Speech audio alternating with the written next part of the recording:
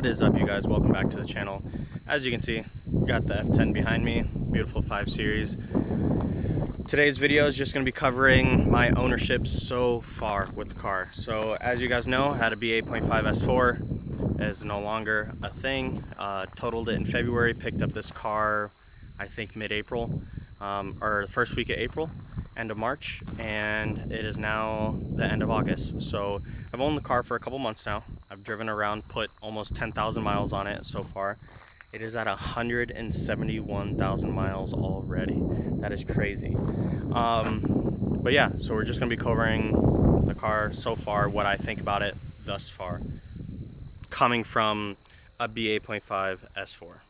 So there's only like 3 main things I just want to cover about the car, coming from the Audi to this, and the first being power, the second being handling and comfort. So those are the main 3 things I look for in a daily, is power, handling, and comfort, because I do like to have a little bit of fun with the car. That's why handling's a big point. But yeah, so first, power. Now the power of this car compared to the S4, it's a different ballpark. The S4 being a full stage 2 E40 supercharged V6 compared to this turbocharged inline 6, they're different. The power curve's different, the torque is different. They're both all-wheel drive, but this feels less torquey than the supercharged Audi, obviously. So I do like the way it feels, the sounds of this car as well. I don't like one more than the other. I do miss my S4, but I don't like one more than the other. But power delivery and capabilities, so my S4 was pretty much maxed out on power, besides like a ported blower, upgraded throttle body, water meth, and that's pretty much it. Now that, you know, Merc Racing's coming out with the upgraded supercharger, we'll see where that platform goes, but as of, you know, February, when the car was totaled, it was pretty much maxed out.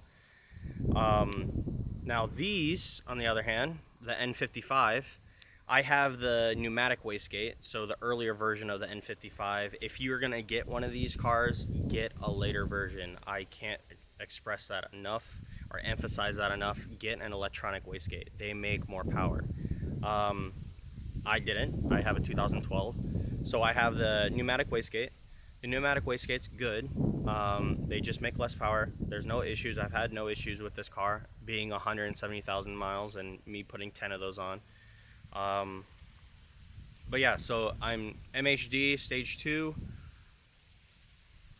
on 93. I have tried the E30 mix. There wasn't much difference, to be honest, so I just run 93 for ease and peace of mind.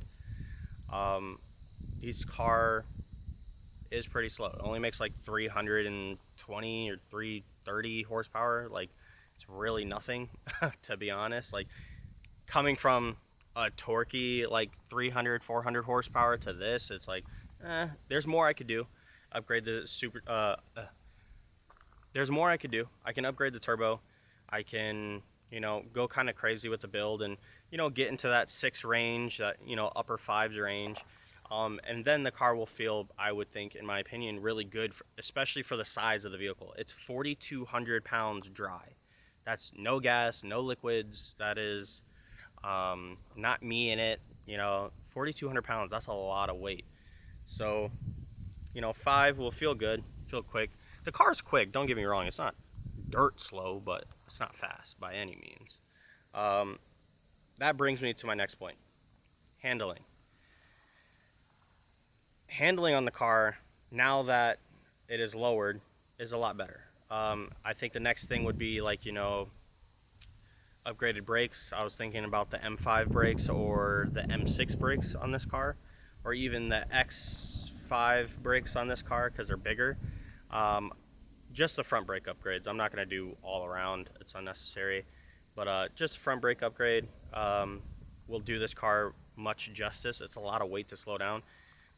The brakes on it right now are great. I have had no issues. A little bit of brake fade when we went on a spirited cruise, a spirited road rally to a restaurant.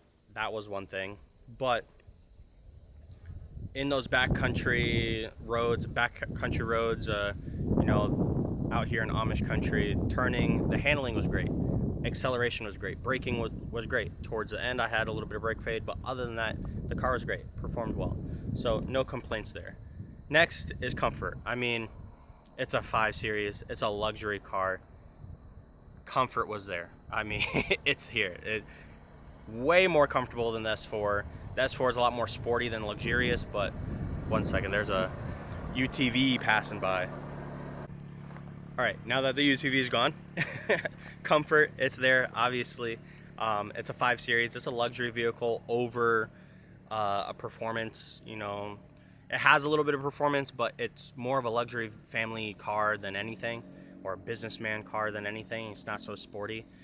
So the comfort's there. I drive this a lot. Given, you know, I've only owned the car for about 3 months and I've already put 10,000 miles on it. That just shows you how much I drive on a day-to-day basis. So yeah, so far I like the car.